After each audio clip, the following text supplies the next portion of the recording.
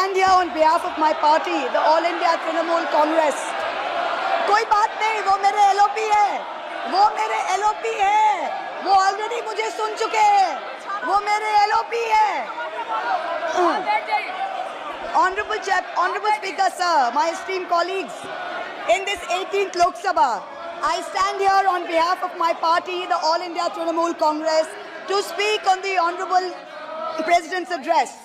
The last time I stood here, sir,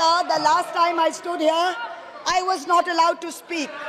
I was not allowed to speak. आप लोगों ने अरे let me finish. Dimple, let me finish. Guys, ignore. Please. Let me finish. हाँ, जिसको जाना है, please जाइए, no problem. The last time I stood here, I was not allowed to speak. But the ruling party has paid a very heavy price for throttling the voice of one MP. मुझे बैठाने का चक्कर में जनता ने आपके 63 सदस्यों 63 जन को परमानेंटली बैठा दिया. You have gone down from 303 to 240. In my maiden speech in the Lok Sabha in June 2019, I spoke on the 7 signs of fascism that were taking over this country.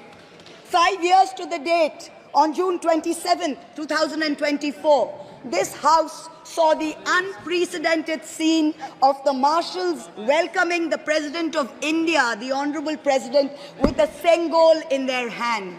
The Sengol is a symbol of the supreme authority of a monarch. It has no place in the temple of a constitutional democracy. But, Honorable Speaker, sir, it is understandable why this happened.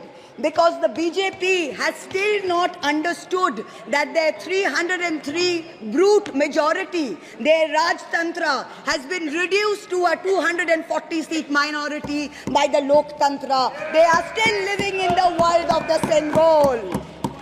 This sudden changed reality, this new reality, is yet to sink in for the treasury benches and especially for the speechwriters of the Honorable President's address. The speech that the Honorable President read out, she said, the people of India have elected a stable government with a clear majority. Please do not embarrass the office of the President by using poorly edited cut and paste versions of old speeches. This is not a stable government. It depends on multiple allies with a history of U-turns. It has not got a simple majority. The BJP is 32 short of 272. It is going to be a very hard landing for the treasury benches, as was obvious today. This time, there are 234 warriors this time, firmly united, and we have walked through fire to walk through these doors, so you will not be able to shut us up this time the way you did last time. There are numerous statements in the Honorable President's address that defy even a tenuous link to truth and to reality. Like in my 2019 maiden speech when I spoke in 7 signs, today I have picked out 6 themes from the Honorable President's address, and I will analyze how each of them is an exercise in fallacy and exercise in untruth. The address covers many issues, but I have chosen 6 themes. The first theme, the Northeast. The Honorable President's address says that the government has increased allocation for the Northeast by 4 times, has worked for increased and lasting peace in the area. Now, I have one question.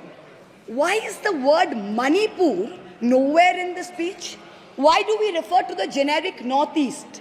During the Lok Sabha campaign, the BJP, the ruling party, the Honorable Prime Minister mentioned many words beginning with the letter M.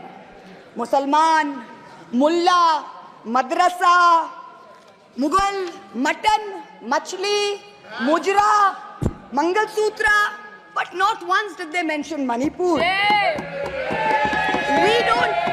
We don't need to act east. The government says we want to act east. We don't need you to act east. Look east, walk east, and most important, embrace east.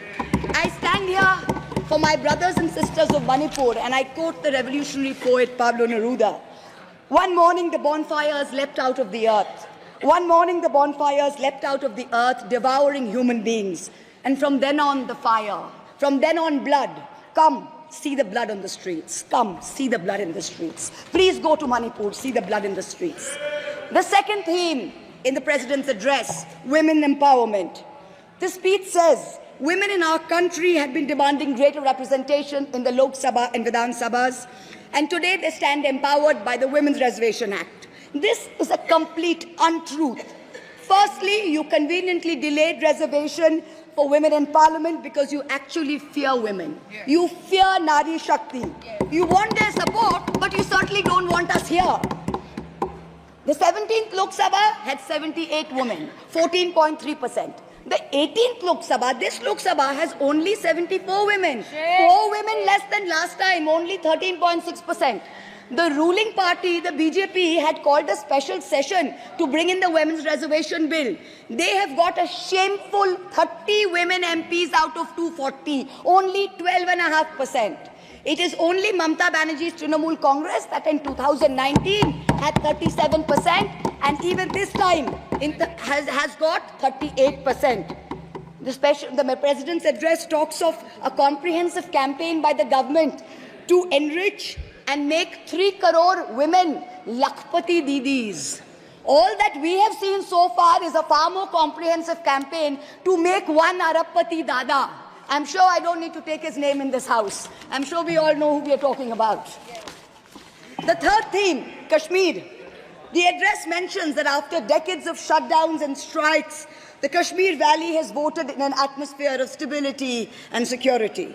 But if abrogating Section 370 was such a good idea, why did the ruling party, the BJP, not even dare to put up candidates in the 3 valley seats of Anantnag, Baramulla and Srinagar?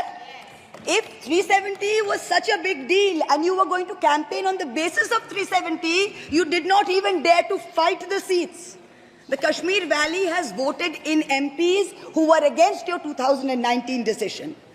You downgraded Ladakh into a union territory. You told them it was a temporary move. Today, 5 years later, the Ladakhis are still waiting. They have not got back their statehood. You have not given them a legislature. You have not included them in the 6th schedule. You have not given their demand of 2 separate seats of Leh and Kargil. As a result, in the current Lok Sabha, the Ladakhis have relegated you to 3rd position in the Lok Sabha. You lost it. The fourth theme in the Honorable President's address, the Election Commission of India. The speech expresses gratitude to the ECI for conducting the largest election in the world. With all humility, with no intent to denigrate the office of what used to be the august constitutional body of this land, let us as members of this opposition put on record that we won in spite of the EC, not because of it. The commissioners chosen by a government-dominated panel in willful disobedience of the Supreme Court turned a deaf ear to the most egregious violations of the Model Code of Conduct by the ruling party, by the Honorable Prime Minister with his hate-filled speeches and his divisive religion-based rhetoric. This country has been ashamed and disgusted by the language used against minorities during this campaign. This election will go down in history where an eager and compliant election commission turned a blind eye and a deaf ear against the excesses of the ruling party when the MCC was in effect. Opposition leaders were arrested, party accounts were frozen, ED and CBI even came into our election offices with impunity. Ultimately, the voters took charge and they said, "Bahut ho gaya. Enough is enough." The 5th theme, and here I have to commend the speechwriter's very dark, almost macabre sense of humor. The Indian Railways, aviation and infrastructure.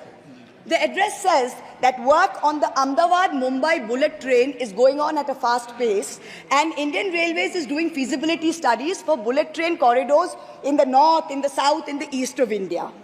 Now I'm going to ask the government a question. Why are you, Honorable Chairperson? Is this a cruel joke?